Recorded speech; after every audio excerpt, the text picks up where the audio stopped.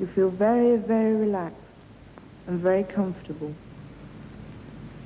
You can feel the sand underneath you. It's quite warm and soft. You can feel it under your fingertips, very smooth, very warm. The biggest waste of time is you're lying on a warm beach. And no, that's so relaxing. But it isn't. But it's to relax your mind. This bit's about a beach. Marvellous, I love it. Just lying there. If you really imagine that you are on a beach, it's amazing. You know, you really believe you are, and you can actually feel the sun. It's really marvellous. I never like lying on beaches anyway, because I get a terrible sunburn. Every part of you just flowing outwards into the water. Very, very comfortable. Very peaceful. I do think they ought to try and improve their speech a little.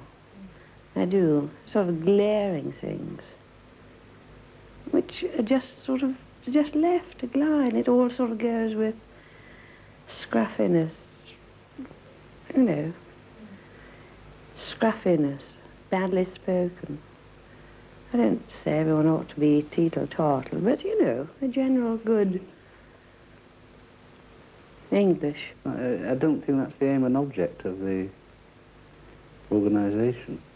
It's fantastically important what kind of background they come from and how far they are understood at home and how far what they want to do is understood at home.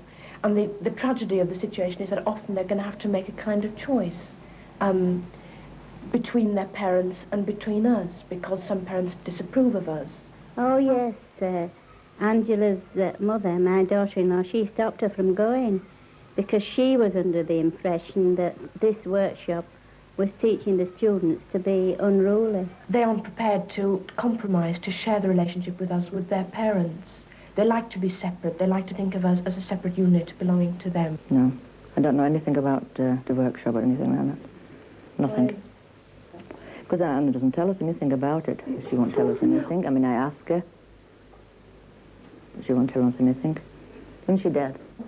Well, I don't know what they're trying to do all a full day down on a Saturday, you know, going week after week. They must get a bit bored. And then all these rehearsals and things like that, they rehearse the same thing week after week. Surely they must be getting nearly perfect by now, you know. Very painful for you to feel it. It will be very slimy. You really do imagine a box around you and the corners of the box and trying to get out. Exploring every part. The worst thing about that is that you can't see what anybody else is doing, and you feel as if you're the only person in the room and everyone is watching you. You're sure you've covered every part of the thing? Once you've got out of it, you can start helping somebody else near to you to get out of theirs. You can tap on their box and say, well, is it made of metal? He's come up with these magic cutters that manage to open the box. And then again, they don't know what's behind it all, you know. What's at the end of the whole show when they're finished. It's not helping their career or anything. Or what they want to do.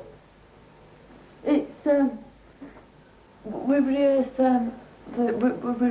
the show. You just can't describe it, because what goes on between you and somebody else when you're out there on the floor working together is something which can't be put into words. Well, so, surely it don't matter what place you do it at, does it? Of course it matters. It's the way most children can't describe you know, when they've been out playing in the woods or something. They can't say exactly what they've been doing to their parents. When they've created a whole fantasy world, they won't tell their parents about it.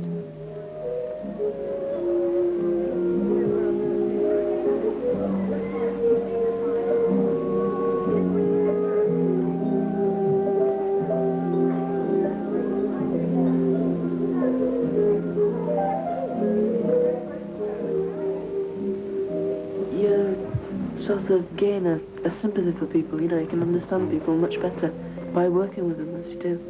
And you get to learn people better than you normally would. You become aware of every detail which a person does, a reaction. You react to their reaction. You know what they mean, by the look on their face even.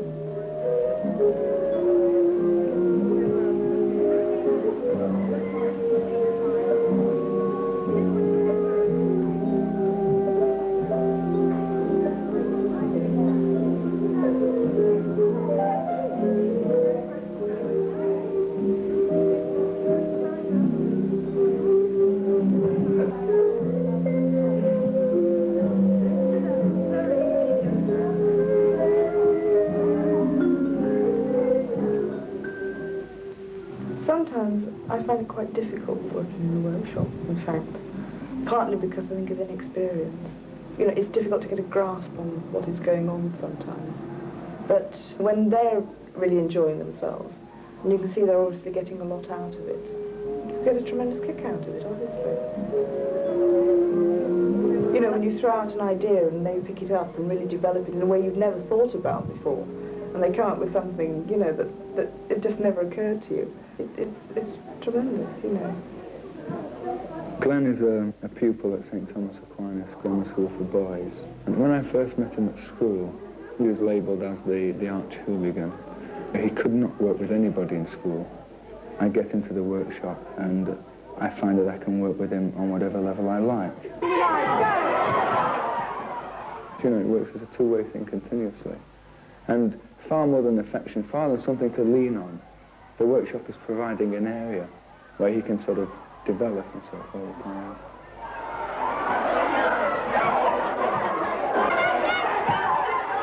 I really just want to open the individual up and keep the kids open, because I think I see the education system as closing kids up.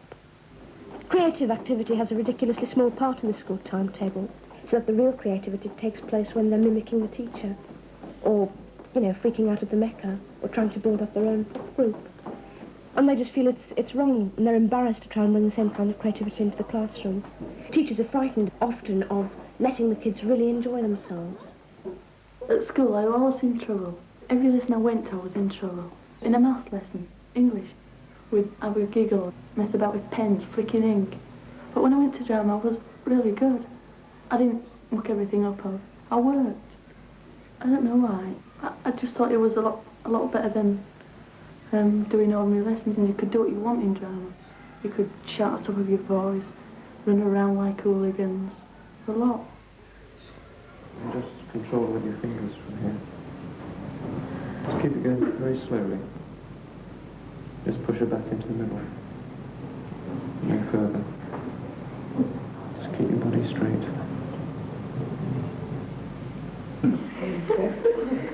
If one believes play is important in terms of very young children, which I think it is, of developing the spontaneous, the creative thing in the child, he's exploring the world about him, he's putting himself in relation to other people when he pretends to be somebody else.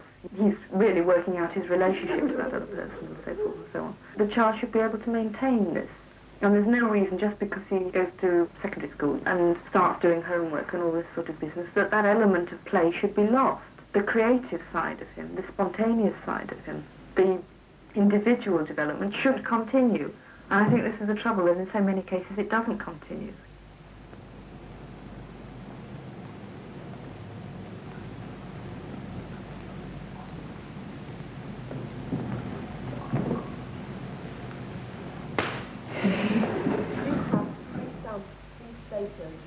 And in the spaces we're going to pull a face which shows how we feel about the person on our left.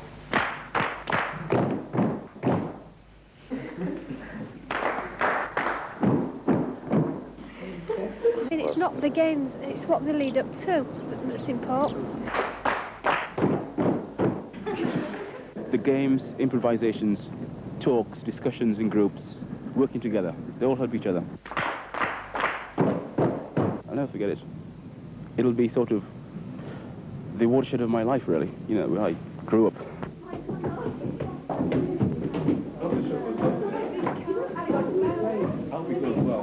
Sunday afternoons are the most time because you've done a whole day on Saturday. You go out on Saturday night, up on Sunday morning to do some revision, and then fly down there to the flat for 1 o'clock to do the Punch and Judy.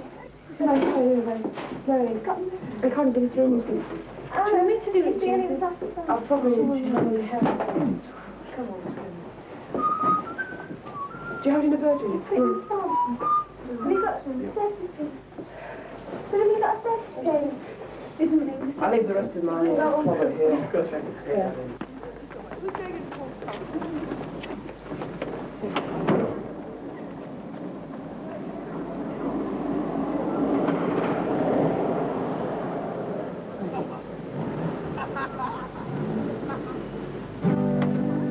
Pop into the city this morning, motor across in your car.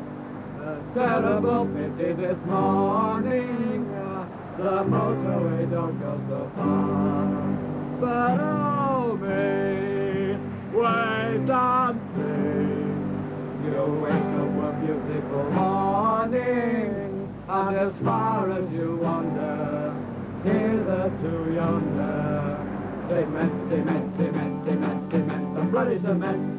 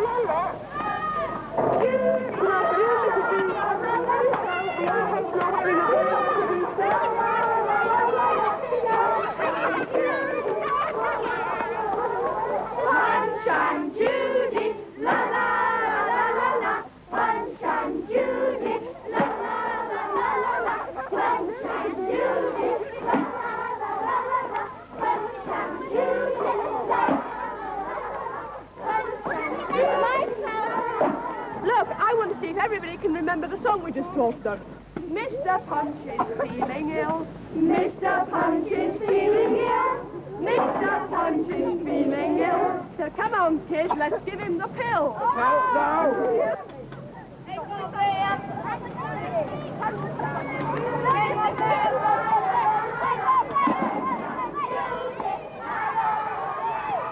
I don't know whether you did this, but when we were kids, we used to walk across the street and pretend that we were limping and make lorries stop for us. And we used to talk gibberish and pretend we were Chinese when we were waiting for the bus. All these things are just trying to break down the monotony of the everyday environment, which is why I've become so involved in street plays. I don't know, we can't understand it. Not like it is. Must be a day rest this Sunday. If we go on the streets dressed up and we're singing a song we've got a loud halo, it's really great, it's good, it's a joke. So I really don't understand why people are hostile to it. We're making a bloody noise here on a Sunday afternoon. Do they feel we're encroaching on their privacy? You got your fuck out of here, don't come near me. It is a bit much on a bloody Sunday. We don't know Why am I trying to do it? Good question. We're trying to get to the older people that, you know, we're normal. You know, we're just having a bit of fun. And we're just trying to get them to understand us a bit better. Oh God, it's so difficult to put into words, really. It's just a way of working with people. I think to try more conscious of each other and of each other's needs. It's no good kind of imposing a great revolution from above. I think very much it's got to come from the people who've got to live, and they've got to live every day. And even if it's only on a very small personal level, even if it's only within the family unit, if they can be that much more aware of each other and that much more tolerant, I think something's going to come of it. Because it's the kind of thing that gradually spreads outward. It's just like sort of dropping a stone in and the circle's just widening. And the more people you get to, the further it will spread.